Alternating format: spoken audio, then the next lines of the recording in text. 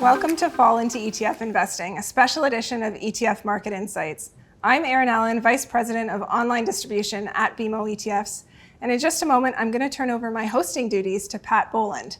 But before I do, a quick reminder that today we're not providing you any investment advice or recommendations. Today's show is all about providing education around investing and around using ETFs for Canadian do-it-yourself investors. Pat Bolland is a host of the Just Word podcast, where he tackles personal finance topics and investing topics. He's also an expert host and a media personality. So I'm going to turn it over to you now, Pat. Take it away. Fixed income has had a challenging year. That might be an understatement. But despite that, it's still an important part of portfolio construction for diversification as well as risk control. It's going to be an important topic in the coming year. So joining us, Matt Montemurro is the Director of Portfolio Manager for BMO ETF's Fixed Income ETF lineup, and Marina heads up the FTSE's Fixed Income and Multi-Asset Product Management and Research team in the Americas. Matt and Marina, welcome. Pat. Thanks, Pat. Matt, I'm going to start with you because the central banks, and here I'm talking the Bank of Canada and the Federal Reserve down in the United States, have been very consistent in their messaging about increasing interest rates. Why are they doing that? So the pandemic definitely forced central banks to be accommodative in their monetary policy decisions. You know, we saw the entire world shut down, and what they had to do is add cash to the system, lower interest rates, buy back bonds so that we could get a little bit of economic stability. And what's been the result of that is that, yes, we survived through the pandemic, but we also saw prices increase over time. And for a long time, central banks looked and they said, you know what, I think this is transitory in nature. I think this is caused solely by the pandemic. And now as we are moving out of the pandemic, we're realizing that those pricing increases, those price pressures haven't stopped, they haven't slowed down. And what that really has caused is the central banks to have to play catch up. We've seen interest rate increases of 50, 75, 100 basis points. Just a year ago, that would have been emerging market monetary policy decisions. Now we're seeing the developed markets have to go and play catch up on this fast pace. So what we're seeing going forward is that the likelihood of an economic slowdown, of a recession, you know, it's a near certainty at this point because these central banks are focused on one thing, and that one thing is inflation. So, you know, a lot of people ask, when is that going to end? You know, at what point are we going to be done with this hiking cycle? And looking forward, I think we are getting to the end, but we're not there yet. We're still seeing CPI prints in both Canada and the US at being well overheated and well above the bank's targets. So, you know, if you look at what the market's pricing in, I think the expectation is that we will start to see the slowdown of rate hikes in Q1 and Q2 of 2023. But I think we're going to see higher rates for longer. You're going to see a stop of hiking, you know, kind of in that early 2023, but then you're going to see the central banks pause, and they're going to see how that impacts the system for several quarters. It could be until 2024 until we start to see an easing, you know, a cutting of interest rates. And I think that's a little bit concerning for investors, but I think it's something that the central banks have identified as their number one goal, and that is to push, to cool inflation pressures and tamper down price increases. Okay, so then how does that, Marina, play out in the fixed income market? Well, the number one theme this year has certainly been one of volatility, right? The market has had to adjust to a new rhetoric coming out of all of the central banks as they moved kind of in unison to dampen the pricing pressures. The market has had to price in the inflation into the price of assets itself. And I think the market is still grappling about what does that mean kind of going forward? So how prolonged will the hike be? How far will the banks push it? And so we've seen this whipsawing kind of in the market. So we started the year, market was all down. Then there was a rally across G7 markets, albeit brief, kind of in July. And then that was totally overshadowed by a return to bear market in September as G7 central banks all released rate numbers, rate expectations, and the market has had to readjust.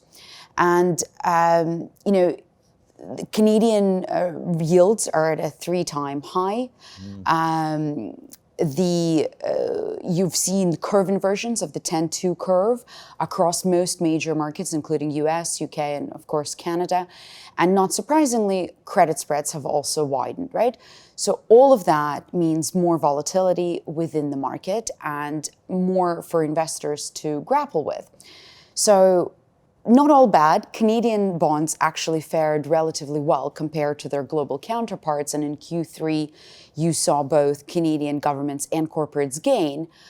But what investors are demanding, we see, are precision in the market tools and precision in how they can potentially deal with what they're seeing in terms of volatility. Tail end risk events are becoming much more frequent, and so investors are looking towards how to manage that, right? So I said about the curve inverting. So what does that mean in practicality, right? So a curve inversion will typically be where the short-term interest rates have risen faster than the long-term rates. So the short-term rates are pricing in rate hikes, but the long-term rates are reflecting kind of slowdown in global economy, perhaps even recession fears, and so the curve inverts. What does that mean for investors? Duration management becomes absolutely top of mind, right? So this ability to pivot across curve, move assets, in reflection of what they're seeing in the market in a tactical way has been top of mind. And so we've seen investors look towards shorter duration allocations, hold to maturity indices, and typical kind of rate friendly products. So floating rate notes, inflation linked real return bond securities in Canada. And so that demand for kind of precision and tactical allocation is what allows them to better navigate, if you will, the volatility of the market. Traditionally, though, when we're putting together a portfolio, it's 60% equities, 40% fixed income. Both those areas have suffered, and the media is jumping all over that. Is 60-40 still relevant, and where does fixed income play into that? Yeah, you've definitely see the opinion pieces come out that of the death of the 60-40 portfolio, and I think long term, bonds still have a very core piece in any sort of balanced portfolio. I think from a portfolio context, what you really want from the fixed income allocation is that long-term risk control, that diversification, so that offsetting risk. So when you are seeing volatility in your equities, you have some offset in terms of your bond positions. I think there's been a lot of recommendations as to alternatives, substitutes like alternative products, infrastructure, private credit. One of the challenges is in a normal market is that those lack transparency, they lack tradability, they track liquidity. And those type of things are key for when you are trying to have a long-term performance in a portfolio context. So, when we look at fixed income, during the pandemic, there were a lot of questions with yields at 1%. Well, how can I get any value? What's the point of having 40% of my portfolio if it's just yielding 1%? Mm-hmm. Well, fast forward, we've seen all asset classes kind of come down. So that's, compounding the issue. But I think as we look forward, you're seeing short-term rates of 4 to 6% in investment grade credit. So you're finally getting compensated from that bond portion of your portfolio. And if you look long-term, that's really where you provide that offset. You get income from the bond part of your portfolio, you reduce the overall portfolio volatility, and you're still able to provide upside with that equity allocation. So I think the comments around the 60-40 portfolio being dead, I think those are overblown. I think they were more of an anomaly and a very pandemic-specific response.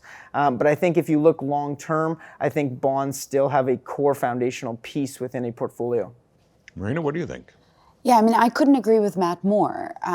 First of all, fixed income is an important part of a total portfolio allocation from both a diversification perspective, a risk management perspective, and an overall vol reduction.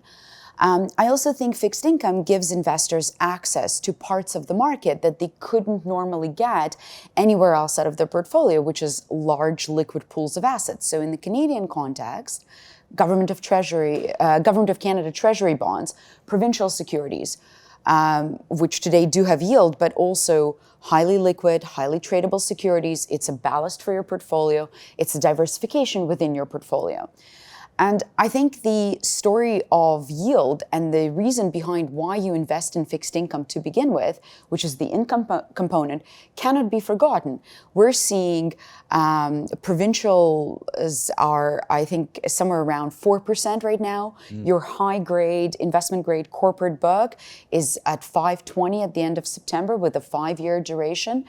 Even a Government of Canada Treasuries, or the federal portion of the index allocation, which is Treasuries and Canada Mortgage and Housing bonds, AAA kind of rated credit, is sitting over 3%, right? These are yields that have not been had in the market for decades. And normally, as people have gone in search for yield, they would have had to move down really far down the kind of risk asset quality curve, or go into other jurisdictions like emerging markets, et cetera, in order to be able to have that kind of a yield pickup or an income pickup on a portfolio. Today, it's achievable with short-dated, high-quality domestic credit allocation, which is part of the reason you push into a fixed income allocation to begin with. So I think it's very much part of a total portfolio allocation. I think it's part of, the way investors plan for the future, especially when you have kind of long-dated horizons in your portfolio book, coupled with your equity or your other alternatives, makes a diversified total portfolio.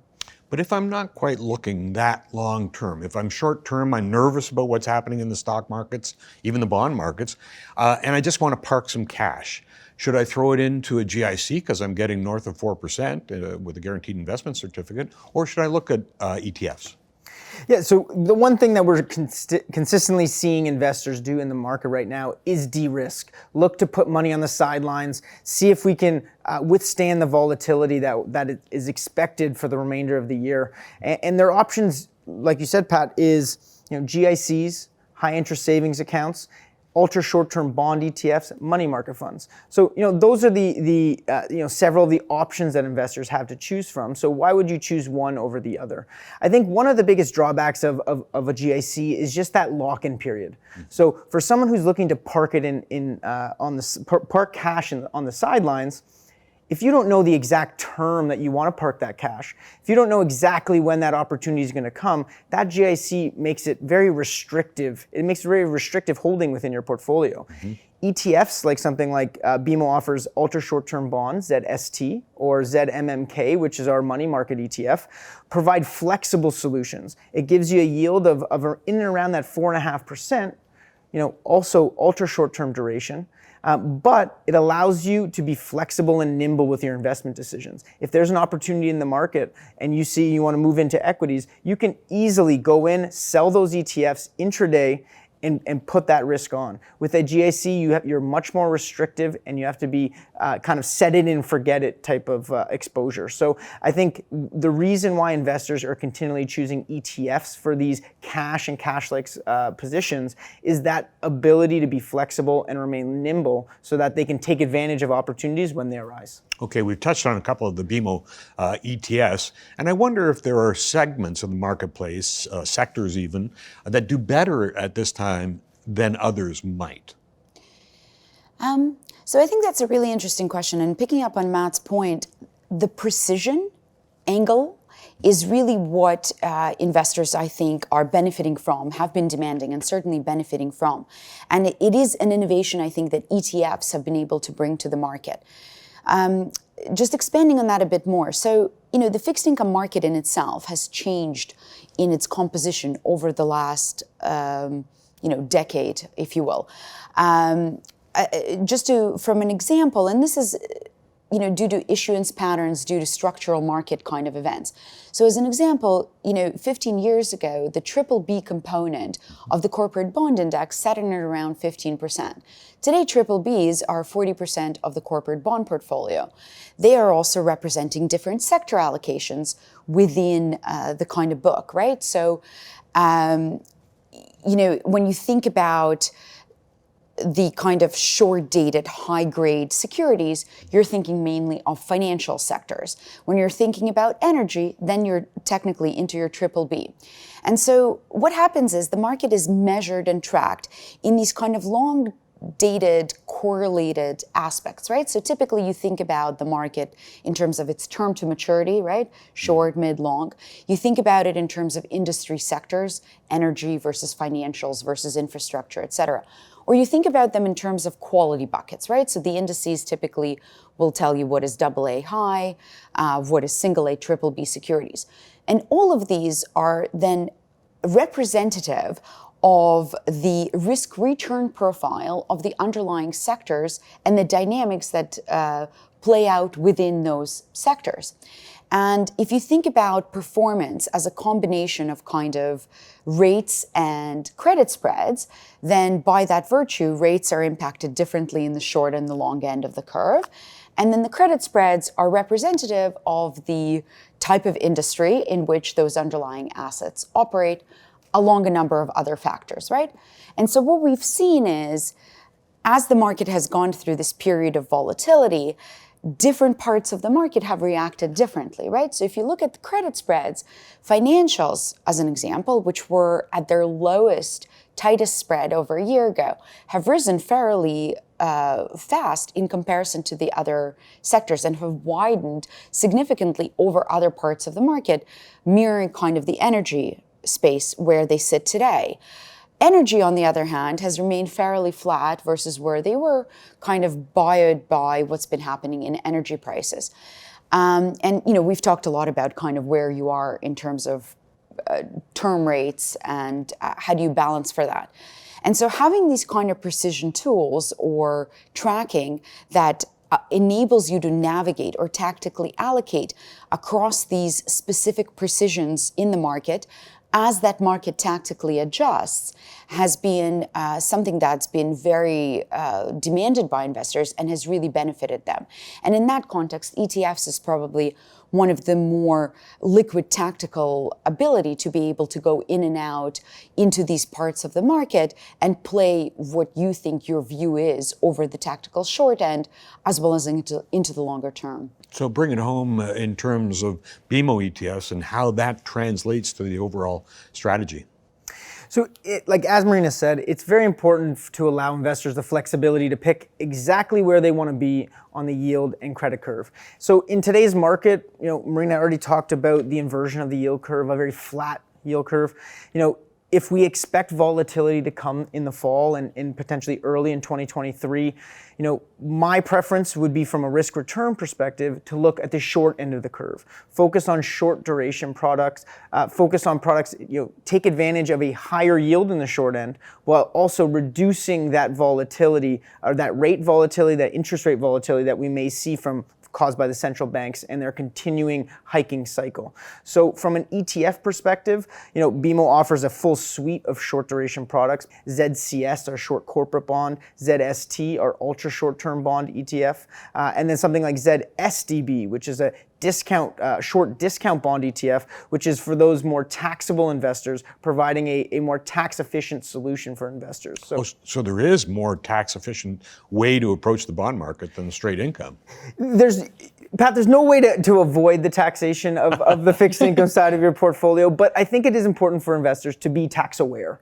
It's important to understand the taxation of all the investments in your portfolio. And so for when you are looking at fixed income from a taxable lens, I think it's important to find a solution that provides the exposure you're looking for, but maybe in a more tax efficient wrapper. So at BMO, we offer several discount bond ETFs. So it's ZDB, ZSDB, ZCDB that provide a more tax-efficient aggregate bond exposure. And what we do there is we target lower coupon bonds. And for anyone who's taxable, the income you earn in terms of coupon is taxed as income.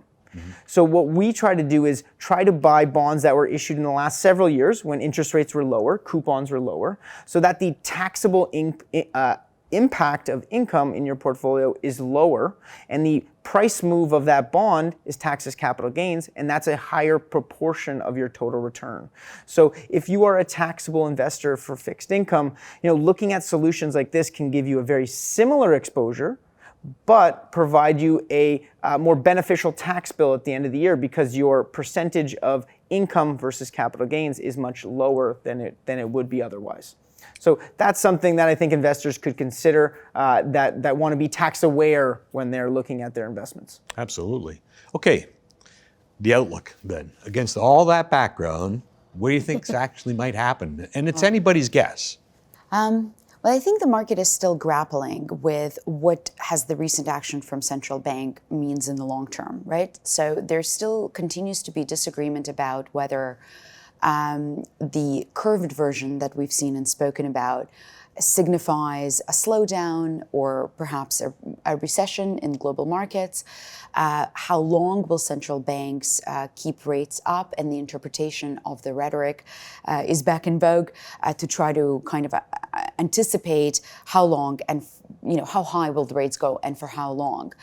I think what that means, at least for the next little while, is more volatility in the market. And I think the market is pricing that in, perhaps not fully, but is still pricing that in.